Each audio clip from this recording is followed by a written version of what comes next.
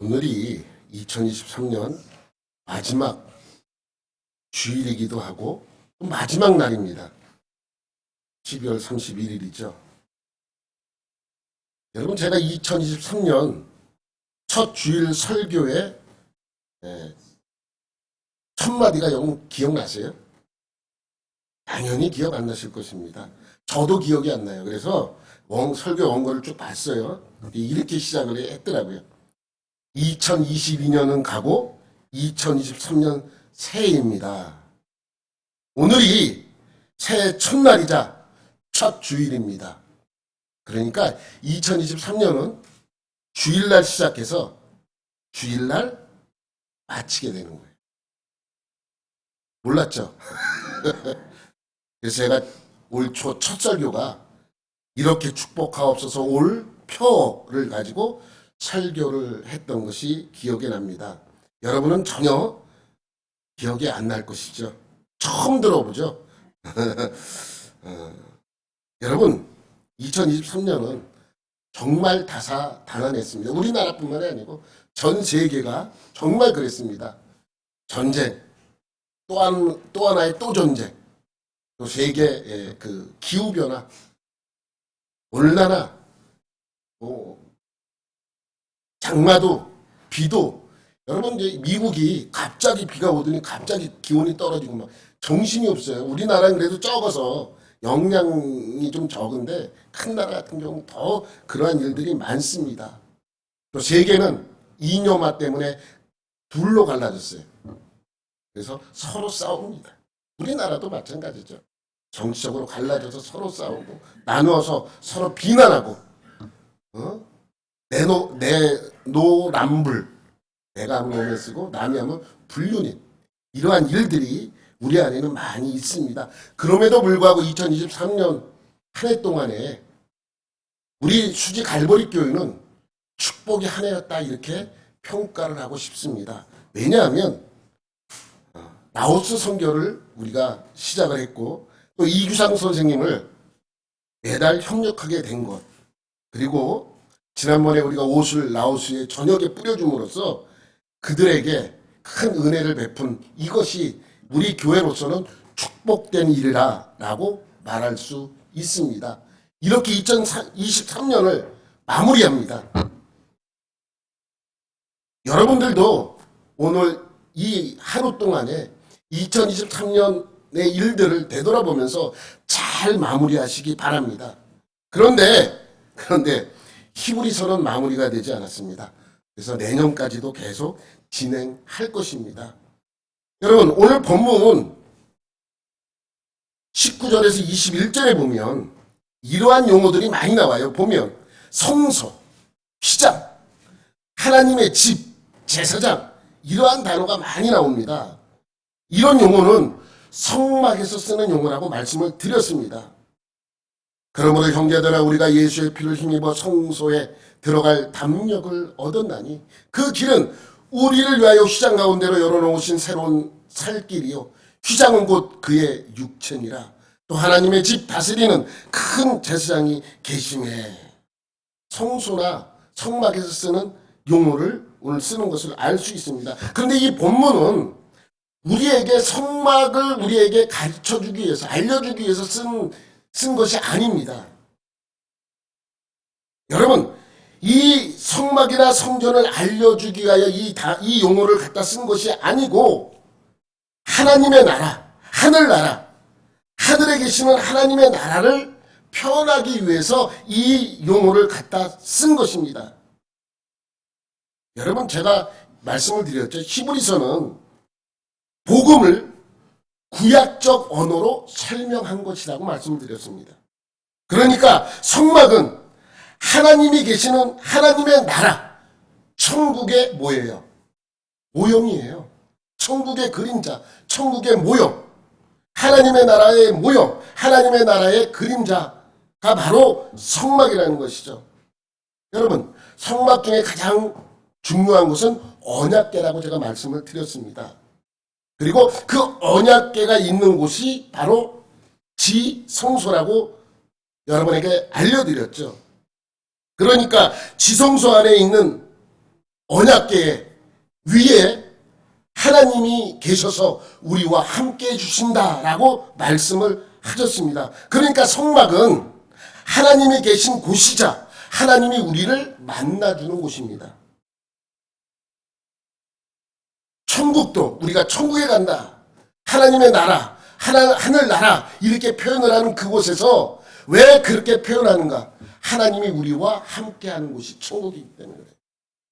천국도 하나님을 만날 수 있는 곳이기 때문에 이 천국은 천국의 그림자가 바로 성막이고 성소라는 것을 알 수 있습니다. 하나님이 지성소 안에 있는 언약궤 위에 계셔서 우리와 만나준다고 하셨는데, 그럼 하나님이 원래 계신 곳이 지성소입니까? 하나님은 원래 어디에 계세요? 하늘나라. 우리는 그 표현을 하늘나라, 하나님의 나라, 또 뭐라고 표현해요? 천국이라고 표현을 합니다. 그곳에서 우리와 만나주시고 우리와 함께 해 주시기 때문에 성막은 하늘나라, 하나님의 나라, 천국의 뭐라고요? 모형입니다. 그림자입니다. 그러니까 오늘 설명하고 있는 성소, 휘장, 하나님의 집, 이 모든 제사장, 이러한 용어는 모형인 성막에서 쓰는 용어이지만 하나님의 나라를 펴나기 위한 성막의 용어를 가져다가 사용한 것이라는 것을 알 수 있습니다. 우리 다시 한번 19절부터 21절 말씀을 보면, 시작. 형제들아, 우리가 예수의 피를 힘입어 성소에 들어갈 담력을 얻었나니 그 길은 우리를 위하여 휘장 가운데로 열어놓으신 새로운 살 길이요, 휘장은 곧 그의 육체니라. 또 하나님의 집 다스리는 큰 제사장이 계시네. 여러분, 여기서 이제 담력, 성소에 들어갈 담력이라는 것은 담대한 마음이에요. 여러분, 구약시대에는 성소에 들어갈 수 없었습니다. 두렵습니다. 잘못하다가 내가 죽어요. 그런데 모든 사람이 들어가면 죽어요. 들어가면 죽는데 넌 괜찮아. 그러면 담대함은 담력을 가지고 그곳을 들어가야 되는 거예요. 그래서 담력이라는 용어를 쓴 것입니다. 근데 그 담력, 그 성소에 들어갈 담대한 마음은 우리가 어떻게 해서 생겼느냐? 예수의 피 때문에 생긴 것이라고 설명하고 있습니다. 예수의 피. 그래서 예수님이 흘리신 피, 육체가 찢겨서 흘리신 그 피는 우리를 성소에 들어갈 수 있게 하고, 예수님의 육체가 찢겨진 것을 휘장으로 비유해서 우리가 그 휘장을 지나갈 수 있다는 것을 설명하고 있는 것입니다. 예수님의 육체가 찢겼듯이 그것은 곧 휘장이 되어서, 휘장이 찢겨지심으로 우리가 성소에 들어가면 곧 어디를 갈 수 있다는 거예요? 지성소로 갈 수 있다는 것을 표현한 내용이기도 합니다. 그런데 여기서 하나님의 집을 다스리는 큰 제사장이 계시대요. 큰 제사장이 대제사장을 표현하는 것은 아닙니다. 이해를 하셔야 돼요. 이 말씀의 뜻을.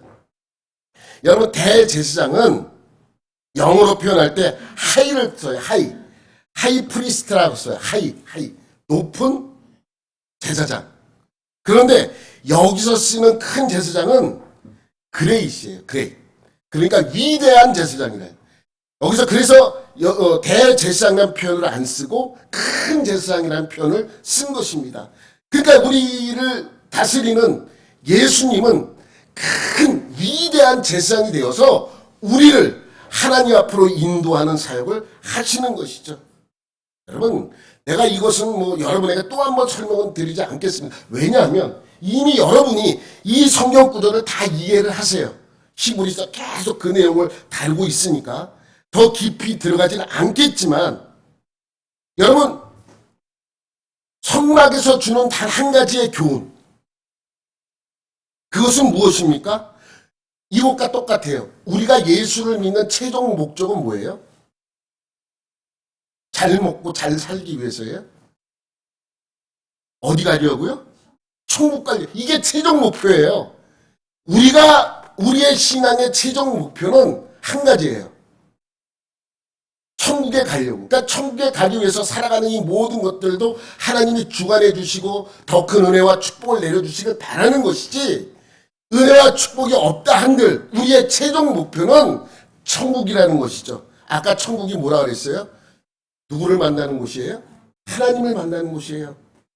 근데 우리의 신앙의 목표도 천국이지만 유대인의 신앙의 목표도 어디예요? 천국이에요. 이게 천국이라는 말을 써서 그런데 여러분 보세요. 유대인들의 최종 목표는 어디에 가는 거예요? 지성소에 가는 거예요. 지성소. 그래서 지성소에 가고 싶은데 가지 못하는 거예요. 그래서 지성소에 가기 위해 여러 가지 사역을 통해서 지성소를 들어가서 하나님을 만나는 것이 그들의 최종 목적이죠. 우리와 똑같은 거예요. 이것을 우리는 하나님을 만나는 지성소, 이렇게 표현하지만 신학적인 용어로 하나님의 나라, 하늘나라, 천국이라는 표현을 사용해도 상관이 없다는 것이죠. 그런데 여러분, 오늘 설교 제목이 믿음, 소망, 사랑입니다. 설교 제목이 뭐라고요? 믿음, 소망, 사랑입니다. 믿음, 소망, 사랑은 어디에 나와요? 고린도전서 13장 사랑장 마지막 절에 믿음, 소망, 사랑에 대한 그러한 내용이 나옵니다. 그런데 오늘 본문에도 믿음, 소망, 사랑에 대해서 말씀하고 있어요. 그게 어디 있었나? 여러분이 읽었어요. 아까 읽었을 때 눈으로 다 봤습니다. 여러분, 하늘나라 천국에 갈 수 있는 곳은 우리의 최종 목표, 천국. 이 천국에 갈 수 있는 첫 번째 조건이 뭐예요? 첫 번째 조건. 예수님을 나의 구주로, 구원자로 믿는 믿음으로 갈 수 있는 곳이 바로 천국입니다. 그러니까 믿음이 있어야 가는 곳이죠. 어떤 믿음입니까? 그것을 22절에 설명하고 있어요. 시작. 우리가 마음의 뿌림을 받아 악한 양심으로부터 벗어나고 몸은 맑은 물로 씻음을 받았으니 참 마음과 온전한 믿음으로 하나님께 나아가자. 여러분, 히브리서는 항상 무엇을 염두에 두어야 하냐면 구약적인 언어로 복음을 설명하는 거예요. 그걸 이해를 하셔야 돼요. 여러분, 우리가 마음에 뿌림을 받아 뭘 뿌리는 거예요? 우리 마음에. 마음에 뭘 뿌려요?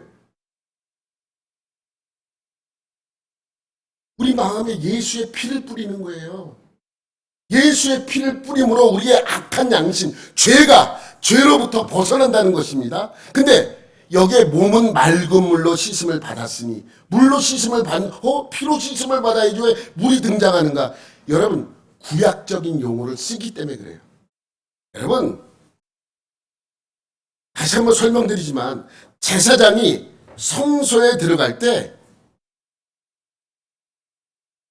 매번 하는 행동이 있어요. 성소에 들어가려면 무조건 이 행동을 해야 돼요. 뭐냐면 물두멍에서 씻어야 돼요.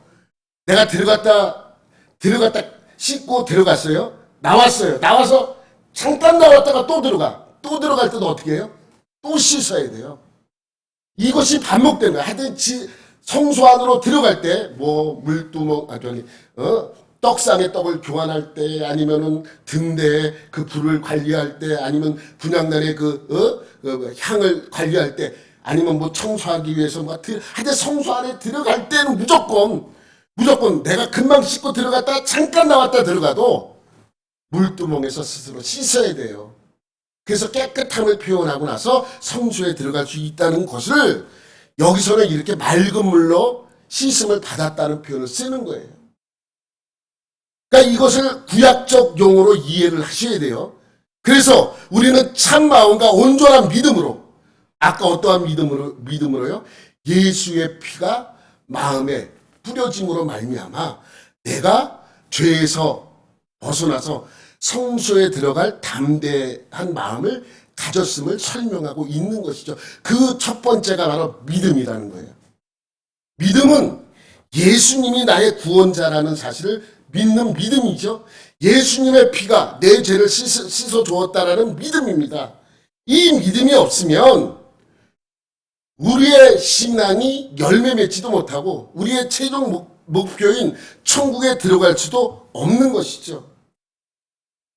그래서 이제 믿음으로 성소에 들어갈 담력이 생겼습니다.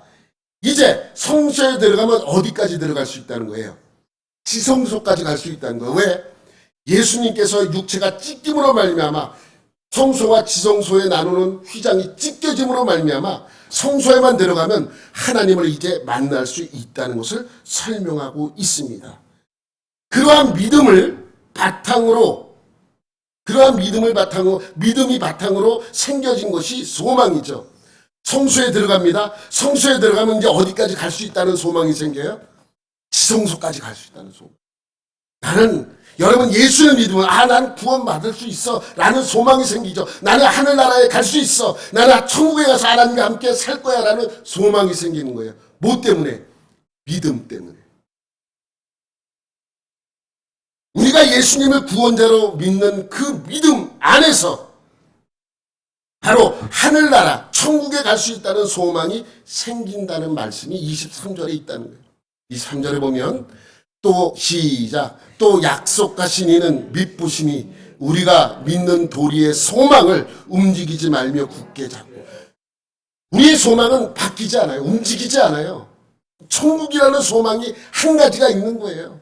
그 천국이라는 단어 안에는 여러 가지 내용들이 포함되어 있어요. 어떻게 표현할 수 없는 표현이 그 안에 모든 것이 담겨 있는 것이죠.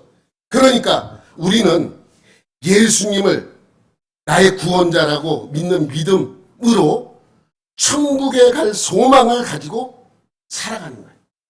우린 천국에 갈 수 있어. 우린 천국에 갈 거야. 우리는 천국에 가서 하나님과 더불어 살 거야. 유대인들은 어때요? 나는 성소에만 들어가면 지성소에 들어갈 수 있다는 믿음이 있는 것처럼 우리도 예수 그리스도로 인해서 천국에 갈 소망을 갖고 사는 것이죠. 그렇게 살아가는 자들의 삶은 어떠한 모습으로 살아가야 된다는 거예요? 믿음, 소망, 사랑으로 살아가는 24절 말씀 시작. 서로 돌아보아 사랑과 선행을 격려하며 사랑으로 살아가는 거예요. 우리가 믿음을 갖고 믿음을 가진 상태로 소망을 가지고 살아가요. 근데 살아갈 때 사랑하면서 살아가요. 누굴 살아가느냐? 서로 살아가는 거예요. 서로 돌아보면서 돌봐야 하고 사랑을 서로 나누어야 한다는 말씀이죠. 이렇게 믿음과 소망과 사랑을 가지고 살아가는 사람의 모습이 하나님이 원하시는 믿는 자의 가장 이상적인 모습입니다. 그것을 바울은 고린도전서 13장에서 설명한 거예요. 그것을 또 히브리서 10장에도 이렇게 설명하고 있는 것이죠. 여러분 제가 여러분에게 히브리서를 처음 설교할 때 이 히브리서를 쓴 배경에 대해서 여러분에게 설명을 드렸었습니다. 그 이야기를 기억하고 계십니까? 기억나시죠? 그 이야기는 내가 몇 번 얘기했죠. 로마 대화재 때문에 로마에 살고 있는 백성들로부터 사람들로부터 죽음의 유혹까지 당하고 궁지에 몰린 네로 황제는 그 책임을 누구에게 물으려고 했어요? 기독교인들에게 묻습니다. 기독교인들이 불태웠어 라고 공개적으로 공식적으로 발표를 합니다. 기독교인하고 전혀 상관이 없죠.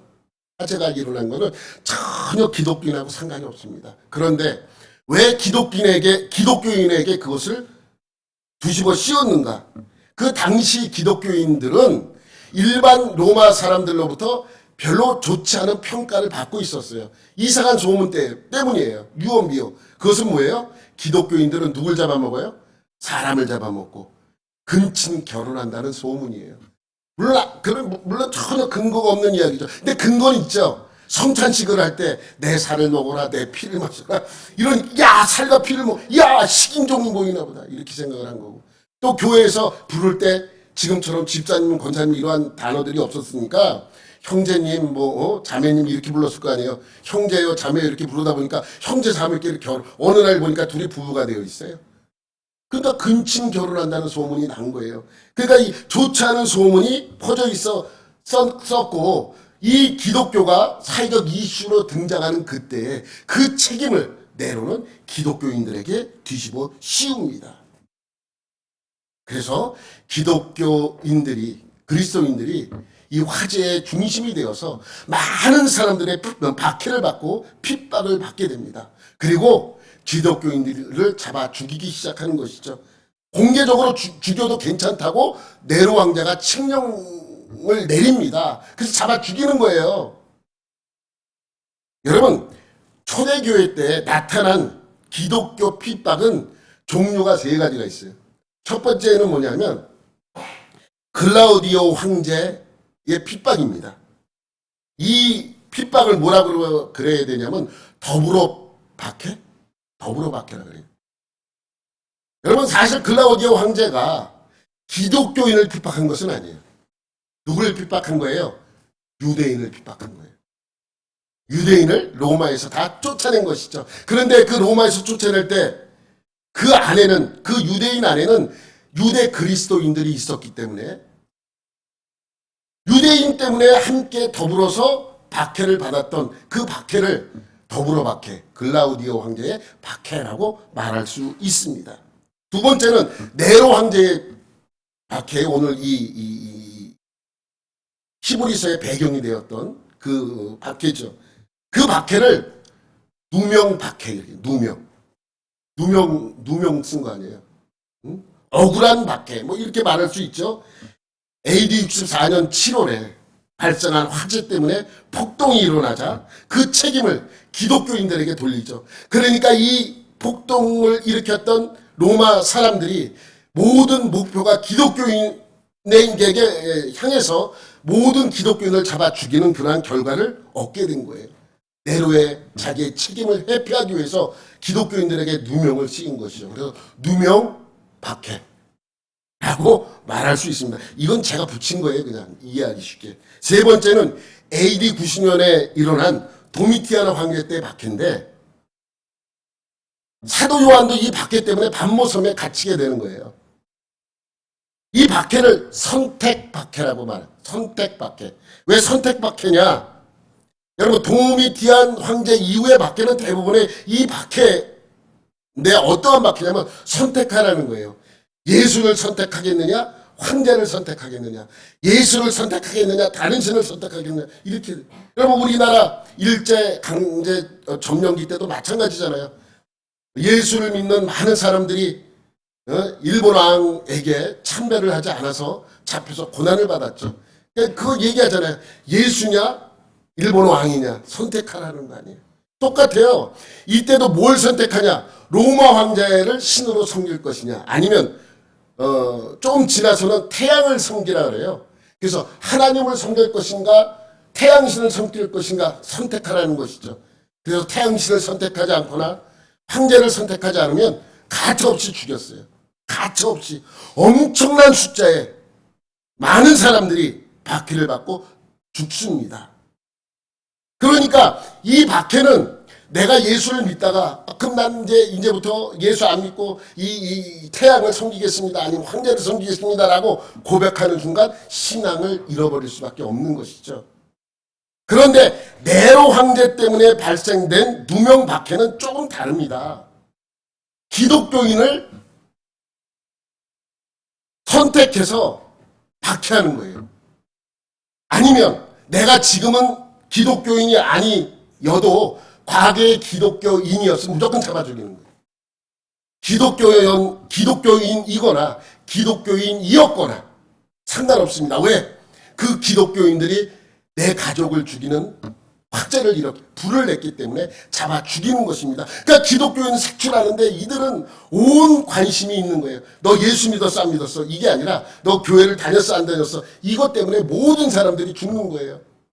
교회 다니는 사람 그리스도인들과 친해도 잡아 죽이고 모든 이유와 핑계를 대서 기독교인들을 박해하기 시작합니다.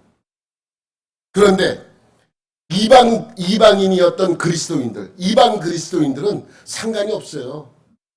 무조건 신앙을 지킬 수밖에 없죠. 빠져나갈 구멍이었기 때문에.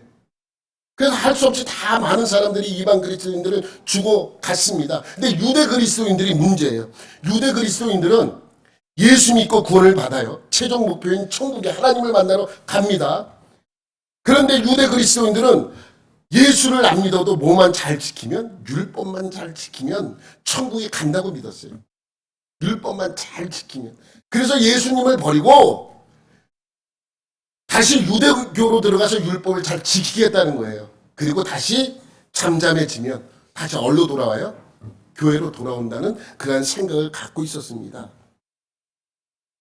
왜냐하면 당시 로마 사람이나 로마 군대들은 교인들, 기독교인과 유대교인들을 구분하지 못했어요. 똑같잖아요. 같은 모양으로 예배드리고 예배당에 가도 모양이 비슷해요. 왜? 교회가 유대인의 회당을 본따서 만들었기 때문에 똑같아요. 구분하지 못해요. 그래서 유대교인이랑 난 교회 다니는 사람이 아니야. 난 유대인이야. 라고 하면 비슷해도 그러냐? 라고 그들을 용서해주고 살려줄 수밖에 없어요. 유대교는요, 로마 정부에서 보호하는 종교예요. 보호하는 종교. 공식적으로. 그러니까 이 유대 그리스도인들이 예수님을 버리고 다시 유대교로 들어가서 유대교인이 되는 거예요. 이런 유들이 많았기 때문에 히브리 기자는 다시 돌아가면 안 되는 이유와 유대교로는 완전한 구원을 이룰 수 없다는 것을 편지에 써서 알리는 것이 히브리서입니다. 이런 배경으로 쓰여졌다고 여러분에게 알려주었고, 이 내용은 히브리서가 끝날 때까지 기억하고 있어야 돼요. 여러분, 내가 왜 갑자기 또 이러한 배경을 여러분에게 설명드렸냐 하면 25절 이후에는 그런 갈등 속에 있는 유대 그리스도인들을 지적하고 있는 거예요. 우리 그리스도인들은 예수님을 나의 구원자로 믿는 믿음으로 하나님과 함께 살아갈 수 있다는 소망을 가지고 이 땅에서 사랑을 실천하며 살아갑니다. 그렇게 살았잖아요. 그렇게 살아왔다는 거예요. 그런데 25절에 뭐라고 설명하고 있냐면 그런 사람들, 그렇게 믿음과 소망과 사랑을 가지고 살아가는 사람들이 25절 모이기를 패하는 어떤 사람들의 습관과 같이 하지 말고 오직 권하여 그날이 가까움을 볼수록 더욱 그리하자. 여기서 모이기를 해서 이 모이는 것이 뭔지 아세요? 예배예요, 예배. 그때는 이런 식으로 표현한 거예요. 모이기를 심쓰는 거예요. 그래서 모여서 예배 드리는 거예요, 예배. 예배 드리는 것을 패하는. 그래서 패한다는 것은 뭐냐면 소홀히 여기거나 중지시키는 거예요. 그러니까 예배를 잘 참석하지 않는 거예요. 어떤 사람이 그렇게 한다는 거예요. 왜? 지금 교회를 핍박하고 있잖아요. 그러니까 교회에 가면 잘못하면 죽을 수도 있다는 두려움 때문에 그 모이기를 심쓰지 않고 모이기를 예배에 참석하지 않고 자꾸만 빠지는 습관처럼 빠지는 사람이 생겨나는 거예요. 그렇게 하지 말라는 것입니다. 여러분, 예배 드리다가 잘못하면 현행범으로 잡혀. 그럼 빼도 박도 못해. 밖에서 잡히면 난 교회 몰라. 난 유대교인이야 하고 그럼 빠져나갈 수 있는데 여러분 현행범은 힘들잖아요. 현장에서 잡히면 이거 빼도 박도 못하는 거예요. 그러니까 예배를 마음 놓고 참석하기가 참 힘듭니다. 왜? 잘못하면 현행범으로 잡혀서 죽기 때문에. 여러분, 우리가 신앙생활하면서 제일 중요한 것이 뭐냐면 예배예요. 믿음과 소망과 사랑을 가지고 우리가 살아가면서 우리가 해야 될 것은 예배죠. 그런데 예배를 빼먹습니다. 예배를 소홀히 합니다. 예배에 참여한 사람이죠. 이미 믿음과 소망과 사랑 안에서 살아가고 있던 사람입니다. 그럼에도 불구하고 박해가 시작되니 원래 유대교로 돌아갔다가 나중에 박해를 피해서 잠잠해지면 다시 돌아온다는 생각으로 간 사람들을 의미합니다. 이런 사람들은 구원을 받을 수 있다고요? 없다고요? 없다고요. 없다고요. 28절, 29절 말씀 이렇게 보면 28절 말씀 볼게요. 모세의 법을 폐한 자도 두세 증인으로 말미암아 불쌍히 여김을 받지 못하고 죽었거든. 이게 무슨 뜻입니까? 모세의 법에는 율법을 폐한 자, 율법을 지키지 못한 자예요. 율법을 지키지 못하고 어긴 자가 있어요. 근데 그러한 자가 증인 두세 명만 있으면 어떻게 돼요? 불쌍히 여김을 받지 못하고 죽었어요. 돌에 맞아. 돌에 맞아 죽었잖아요. 이건 구제할 여건이 없어요. 그냥 모세의 율법에 가늠한 자도 또 우상을 섬긴 자도 또 안식일을 지키지 못한 자도 돌로 쳐 죽였어요. 몇 사람의 증인만 있으면, 두세 증인만 있으면. 이건 모세의 율법이에요. 모세의 율법도 이렇게 했는데 29절 하물며 하나님의 아들을 짓밟고 자기를 거룩하게 한 언약의 피를 부정한 것으로 여기고 은혜의 성령을 욕되게 하는 자가 당연히 받을 형벌은 얼마나 더 무섭겠느냐 너희는 생각하라. 그러니까 아예 처음부터 예수를 모르고 안 믿던 사람들의 결과는 지옥이죠. 근데 그들보다 더 강한 지옥이 남아있는 사람이 이런 사람들이라는 거예요. 어떠한 사람들이요? 배교하는 사람들.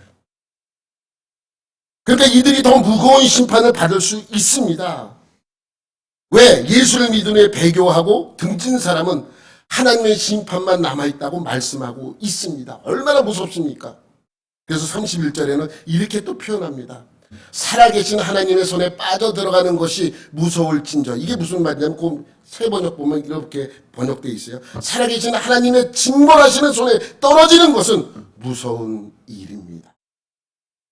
그럼 간단하게 말하면 하나님의 심판은 우리가 감당할 수준의 그러한 것이 아니라는 것이죠. 엄청난 고통과 엄청난 시련이 남아있는 그것이 바로 하나님의 심판입니다.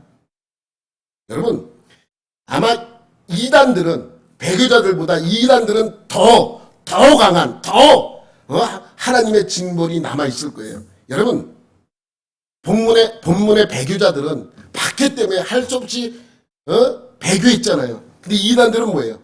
자기의 이익에 따라 옮긴 거예요. 자신의 이익, 살기를 위해 그렇게 한 것이기 때문에 이단들은 아마 더 강한 하나님의 심판을 받게 될 것입니다. 그래서 지금 당한 이 고난, 이 고통을 어떻게 하라고요? 잘 극복하라고 말씀하고 있습니다. 32절 말씀. 시작. 전날에 너희가 빚을 받은 후에 고난의 큰 싸움을 견뎌낸 것을 생각하라. 전날이라는 것은 지난날. 여러분, 지난날 생각해 보세요. 초대교회 때 많은 예수 믿는 사람들이 엄청난 고난을 받고 있지 않았었습니까? 스테반은 어떻게 됐어요? 돌 맞아 죽었어요. 사도 야고보는 헤롯이 잡아다가 죽였습니다. 네? 다른 유대인들도, 유대 그리스도인들도 유대인의 핍박을 견디다 못해 예루살렘을 다 나가서 살게 됐어요. 예루살렘에서 쫓겨났어요. 가는 곳마다 박해를 받았습니다.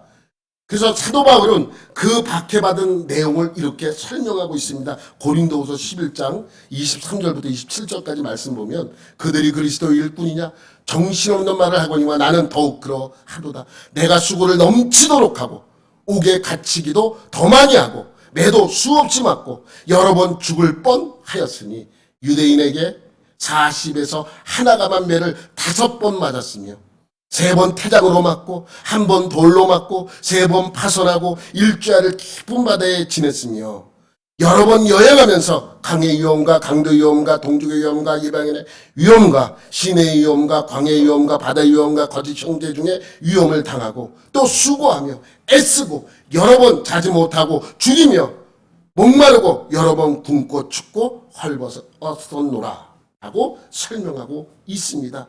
이것이 바울이 자기가 예수를 믿으면서 당한 고난, 박해를 설명하고 있죠. 여러분, 이렇게 지난날에 많은 고난이 있었습니다. 오늘 이 본문에서는 이러한 고난을 비롯해서 어떠한 고난을 설명하고 있는가? 33절, 34절에 설명하고 있어요. 혹은 비방과 한란으로서 사람에게 구경거리가 되고, 혹은 이런 형편에 있는 자들과 사귀는 자가 되었으니 너희가 갇힌 자를 동정하고 너희 소유를 빼앗기는 것도 기쁘게 당한 것은 더 낫고 영구한 소유가 있는 줄 알미라. 내가 직접적인 박해는 피했지만 그런 박해를 받고 있는 사람과 나와 함께 신앙생활을 했던 사람들이 많이 있었습니다. 그들을 돌봐주고 인도해야 하는 것도 나에게는 힘든 일이라고 설명하고 있습니다. 그럼 우리가 예수 믿으면 이런 고난 받는 것으로 끝인가? 예? 여러분이 왜 아이들에게, 여러분의 자녀들에게 공부하라고 끝없이 얘기합니까? 왜 그렇습니까? 공부가 목적이에요? 내 아이를 천재를 만들어야지, 이것 때문입니까? 왜 공부를 시켰어요? 여러분 자녀들 막 싸워가면서 욕하면서 막 공부 안 하냐, 막 공부하라 그러고, 넌 맨날 잠만 자냐 그러고, 왜 이렇게 늦게 들어오냐 그러고, 공부하라 그러고, 귀에 딱지가 앉을 정도로 얘기했잖아요. 왜 그런 거예요? 공부 잘하라고? 천재가 되라고?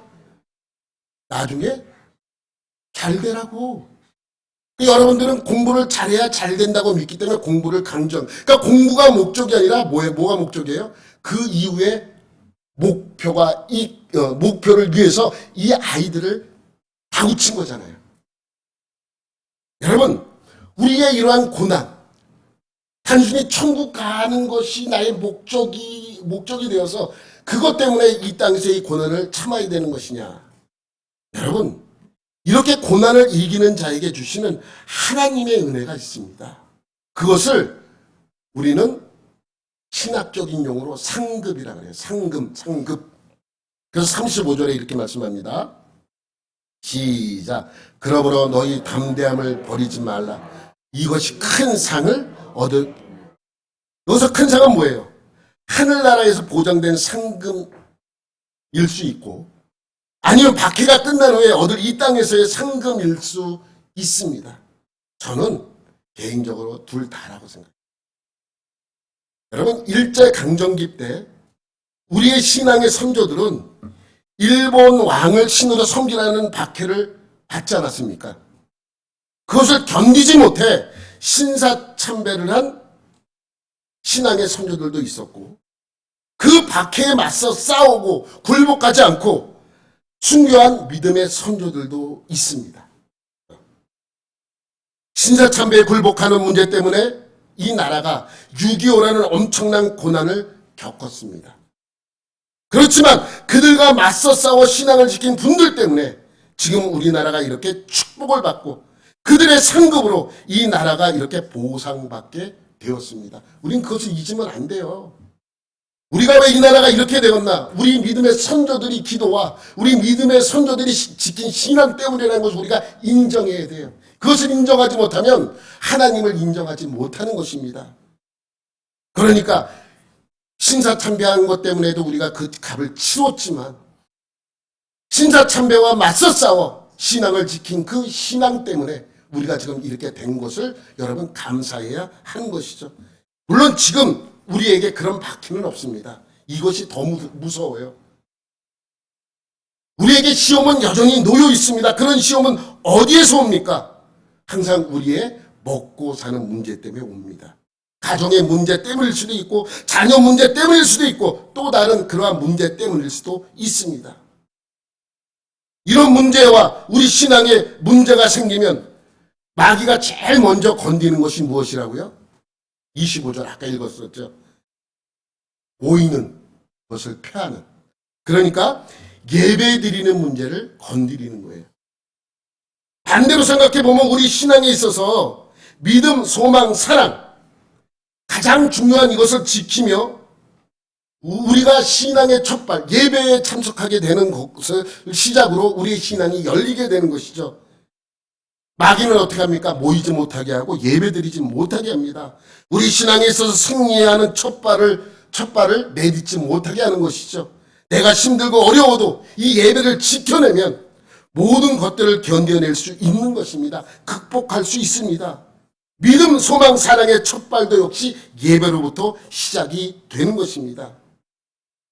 그래서 39절에 이렇게 하나님은 설명합니다. 시작.